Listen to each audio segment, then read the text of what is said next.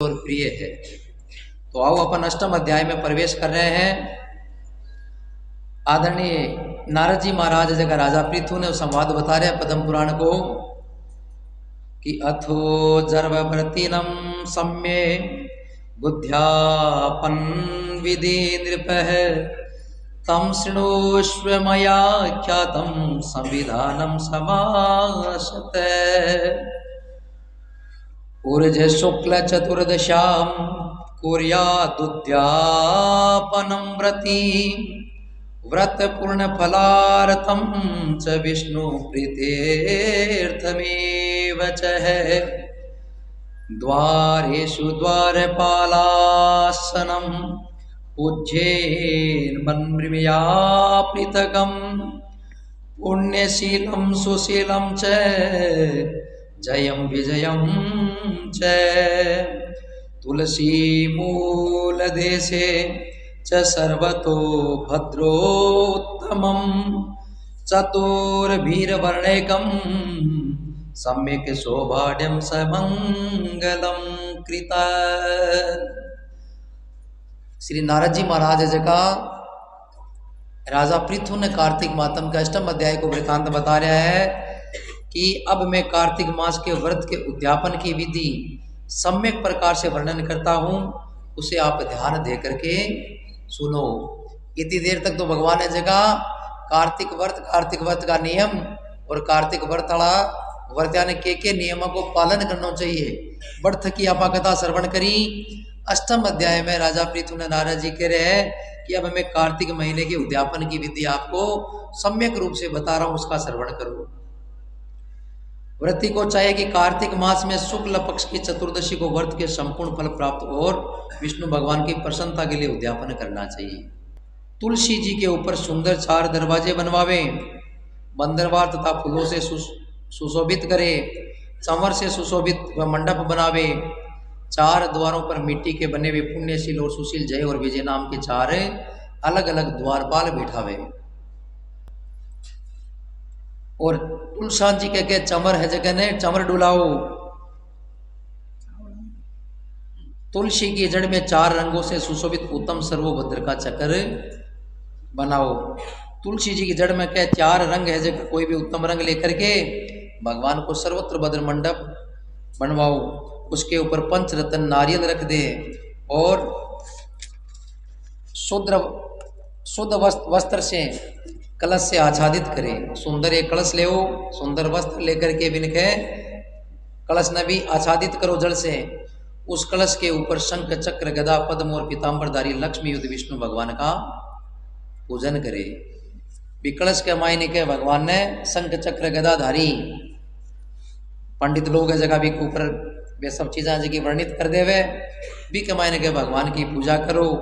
और कार्तिक मास व्रती इंद्र आदि लोकपालों का पूजन मंडल के करें। और द्वादशी को विष्णु भगवान जागे थे, त्रयोदशी को देवताओं ने विष्णु भगवान का दर्शन किया, चतुर्दशी तिथि को देवताओं ने उनका पूजन किया था। इसलिए विष्णु भगवान की उद्यापन पूजा चतुर्दशी तिथि को शांत मन से की जाती है। 7 जन्म के एकत्रित पाप भी किए हुए नष्ट हो जाते हैं। जका प्राणी विविध प्रकार की मांग के लिए गायन वाद्य तथा कीर्तन करके उस रात्रि को जागरण करे, जो प्राणी श्रद्धा पूर्वक भगवान का कीर्तन करते हैं, उन लोगों के 7 जन्म के एकत्रित पाप भी किए हुए नष्ट हो जाते हैं। आगे भगवान वर्णन कर रहे हैं कि जो प्राणी प्रेम पूर्वक भगवान का कीर्तन तथा नृत्य करते हैं, उनको 1 सहस्त्र गोदान का फल प्राप्त होता है। सहस्त्र यानी संस्कृत में होता है 1000। क्या जगह प्राणी भाव पूर्वक भगवान की पूजा करे, वह प्राणियों का 1 सहस्त्र 1000 गाय को के दान करो या नित्य कीर्तन करो भी तो पुण्य प्राप्त है। जो प्राणी भगवान के सन्मुख नृत्य गान पूर्वक कौतुक करता है, उसके अनेक जन्म जन्मार्जित पातक तुरंत नष्ट हो जाते हैं। तो ताकि चर्चा दिन भर ज्यादा बार थे तो कीर्तनगार चलिया जाओ, कई देर में कर श्याम चैनल में पाछो देख सा पाची चाल सी और लोग जगह देख सी वे भी कर सी थाने भी कथा ने रिविज करनी देखनी है घना सुनानी है। तो जगह पढ़िया लिखा टाबर है वे ध्यान देवे। SDS नाम से वो चैनल चाले यूट्यूब पर और फेसबुक पर। भी कमाई ने पूरी कथा अपनी भागवत भी पूरी भी कमाई समाहित है और आकाती की पूरी कथा है जकी। और एक कमाई आजकल एक लोभ नाम को शब्द भरे भी कहे सब्सक्राइब आ चैनल आना की तो इस स्वार्थ है सब्सक्राइब को बटन दबा देवे ना तो ये भी कथा ने और ज्यादा चला देवे। और आ कथा दूसरे दिन थाकन मत ही चैनल पर बस थाने लिखने की जरूरत कौन पड़े थे जिया भी फोन पर आंगुली धरो तो वो चैनल थाकन से पहले यार स्थापित हो जैसी और आके तो स्वार्थ रहे कि भाई सब्सक्राइब हो जावे वहां का सब्सक्राइब बढ़ जावे तो आने में प्रसन्नता ही मिले मन के माइन। आपने सब्सक्राइब अगर कोई आदमी ने प्रसन्नता मिले तो वह प्रसन्नता आपने दिलानी चाहिए। और कथा ने सुनो और सब लोगों ने सुनाओ विषय का ये लोगों को भी मन की जगी वृत्तियां वे परिवर्तन हुए। आगे आदरणीय नारद जी महाराज राजा पृथु ने बता रहे कि जगह प्रेम पूर्वक भगवान को कीर्तन करे वहां का न जाने किता जन्मा का पाप है जगह छीण हुए। जो प्राणी विष्णु भगवान के सन्मुख नृत्य गीत आदि कौतुक करता हुआ जागरण करता है तथा उसके चरित्रों का पाठ करके विष्णु को प्रसन्न करते हैं और व्यर्थ की बातों को त्याग कर मुख से बांसुरी आदि बजाता है, इन भक्ति भावनाओं से युक्त जो मनुष्य रात्रि भर जागरण करता है उनके करोड़ तीर्थों के करने का पुण्य प्राप्त होता है। राजा पृथु ने बतावे कि जगह प्राणी भक्ति भावना से युक्त जो मनुष्य रात्रि भर जागरण करता है उनको करोड़ तीर्थों का पुण्य प्राप्त होता है। तदंतर पूर्णमासी को स्त्री सहित श्रेष्ठ 30 ब्राह्मणों के या केवल एक श्रेष्ठ ब्राह्मण को सपत्नी का अगर सामर्थ्य होकर के नसार पायसान भोजन करावे क्योंकि इसी दिन विष्णु भगवान भक्तों को वरदान दिया था कि जगह उद्यापन करे ना वे प्राणी अगर सके जो को घर सके वो तो क्या 30 ब्राह्मणा के जोड़े सहित मान जिमावे और 30 ने नहीं तो क्या एक श्रेष्ठ ब्राह्मण ने सपत्नी के भोजन करा करके बिना प्रणाम करके आशीर्वाद प्राप्त करे। क्यों पूर्णमासी के दिन भगवान ने जगह विष्णु भगवान मत्स्य रूप धारण करके शंकासुर को वध करे तो ये वास्ते भगवान ने प्रसन्न करने के लिए भी प्राणी ने किसी ब्राह्मण का भोजन करा करके और उनसे आशीर्वाद प्राप्त करे। इसी तिथि को दान हवन जप आदि जो कुछ भी विष्णु भगवान के निमित्त होता है वह अक्षय फल को देने वाला होता है। हवन है जो को कहे पूर्णिमा के दिन करानो उद्यापन की विधि 14 के दिन प्राप्त करनी और भी दिन हवन करके ब्राह्मण को भोजन करा करके भगवान के निमित्त जो भी कहे दान दक्षिणा आपके रिश्तेदार यार नाती पोता जता भी है वन सब ने साथ लेकर के कहे भोजन करो हवन करो पूजा करो। ये तिथि भगवान की अक्षय पुण्य देने वाली होती है। अक्षय यानी किसी प्रकार को भी दिन के जतो दान कराना 1 किलो चावल देव तो 1 किलो चावल को ही पुण्य मिले भी मुँह छीण को नहीं हुए चाहे वे चावल खंडित हुए चाहे 1 किलो कम हुए जितो कहते हैं दान करो भी तो ही अक्षय फल देता है। भी दिन जबकि चीज को चाहे चावल है रुपया पिशाल कुछ भी दान करो 100% मिला है। अति सुंदर पुण्य तिथि को दान बताए। और जो प्राणी विष्णु भगवान को तथा देवताओं को अलग अलग प्रसन्न करने के लिए अथाह देवा इन दोनों वैदिक मंत्रों से तिल और प्रयासन का हवन करे उन ब्राह्मणों को अपनी सामर्थ्य के अनुसार दक्षिणा दे प्रणाम करे पुनः विष्णुदेव की पूजा करे अन्य देवता तथा तुलसी का पूजन करे। जो प्राणी के यजमान हुए घर को वो भगवान विष्णु ने प्रसन्न करने के लिए और आपके घर के कुलदेव ब्राह्मण ने प्रसन्न करने के लिए वह पूजन करे वन प्रणाम करके आशीर्वाद प्राप्त करे वे भगवान विष्णु ने अति प्रिय है। पुनः विष्णुदेव का पूजन करे अन्य देवताओं की पूजा करे तुलसी जी की भी पूजा करे तथा कपिला गाय का पूजन करे और कार्तिक व्रत सावधानी से करे।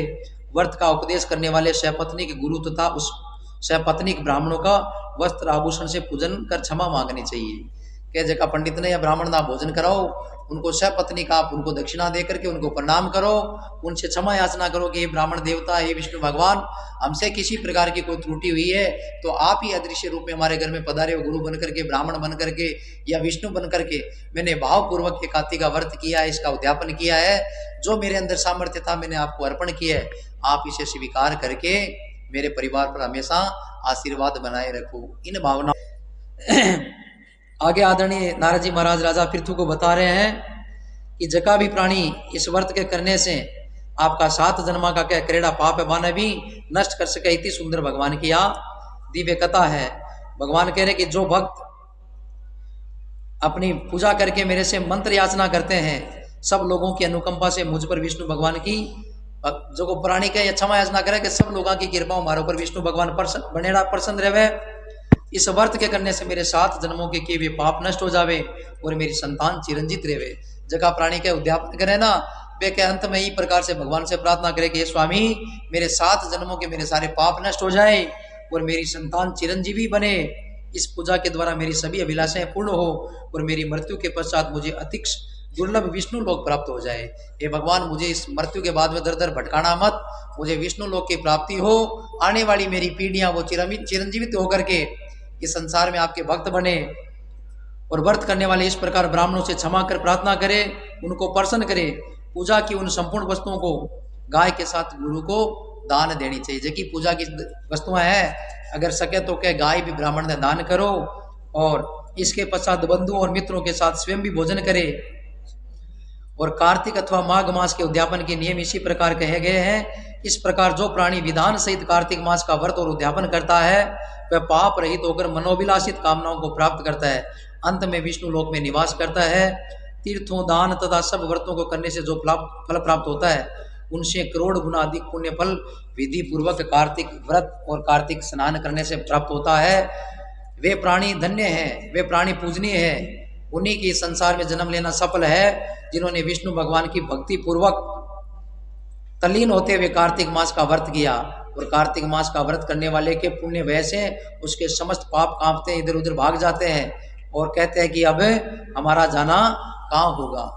क्या जगह प्राणी अनेक प्रकार का यज्ञ हवन पूजा करे, वह सबसे श्रेष्ठ के बताए हुए है कार्तिक को स्नान, कार्तिक का व्रत, कार्तिक का नियम और माँ के साथ में भगवान को जाकर के भावपूर्वक कीर्तन करे।